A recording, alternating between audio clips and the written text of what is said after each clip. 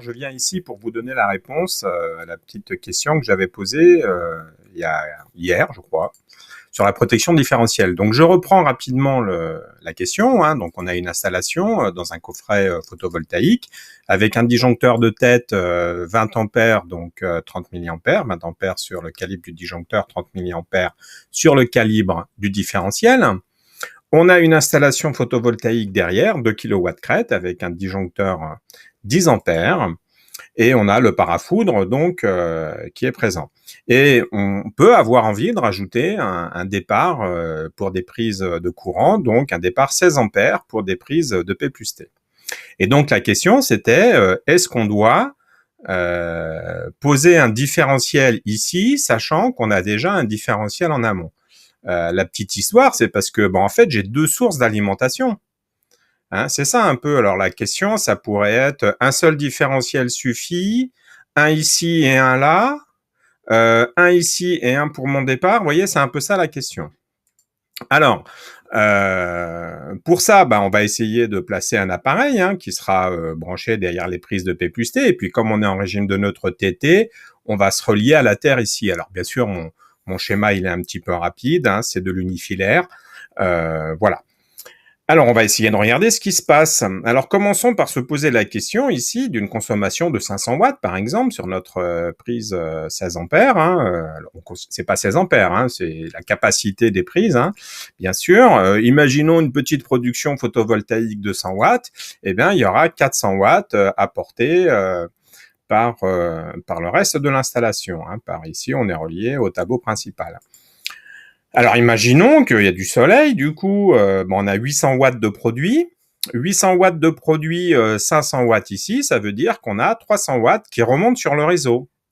Ça signifie en fait qu'ici, on a l'alimentation de nos prises de P plus T qui se fait à partir de l'installation photovoltaïque. Et sur cette ligne-là, j'ai pas de différentiel. Alors du coup, qu'est-ce que vous avez répondu à cette histoire-là? Alors déjà, personnellement, j'aurais simplement remplacé le différentiel 20 ampères par un 40 afin d'absorber le 16, le 10 et le 16.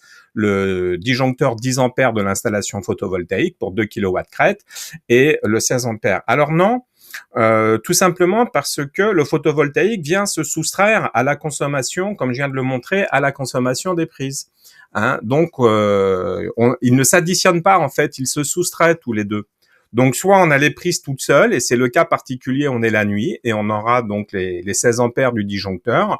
Soit on est au taquet des deux, on a 2 kW crête et mettons 10 ampères et 16 ampères, ce qui nous fera 6 ampères. Ceci en allant un peu vite sur les facteurs de puissance qui seront pas unitaires sur l'ensemble. Mais bon, globalement, non, le 20 ampères en tête, il est bien calibré avec le 16 ampères et les écarts de facteurs de puissance.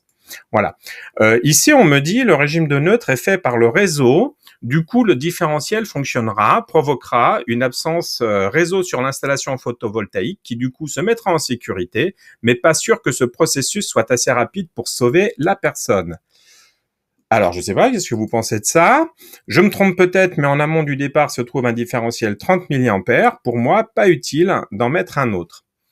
Alors avec ce que j'ai dit, est-ce que tout ça, ça vous paraît toujours pertinent? Eh ben, pour trancher sur cette histoire-là, il faut regarder par où passe le courant de défaut comme d'habitude. Donc, il faut imaginer qu'on a un défaut ici et on va avoir un courant de défaut qui va être évacué à la Terre. Donc, un défaut entre la phase, la carcasse est reliée à la Terre et voilà.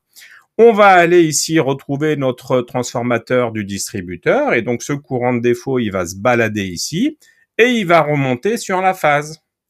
Et donc effectivement, bien que ici ce soit l'installation photovoltaïque qui alimente les prises de courant, le défaut, il circulera par la Terre, et c'est exactement ce qu'avait dit le deuxième commentaire que j'ai mis sur la diapo précédente.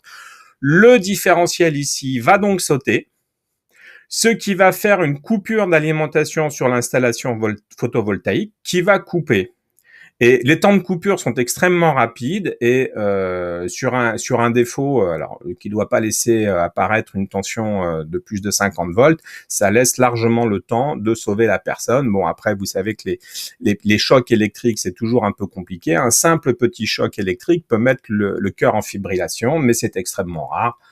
Voilà, s'il y a une personne qui est particulièrement sensible ou plutôt fragile, un choc électrique, ça peut la mettre en accident cardiaque.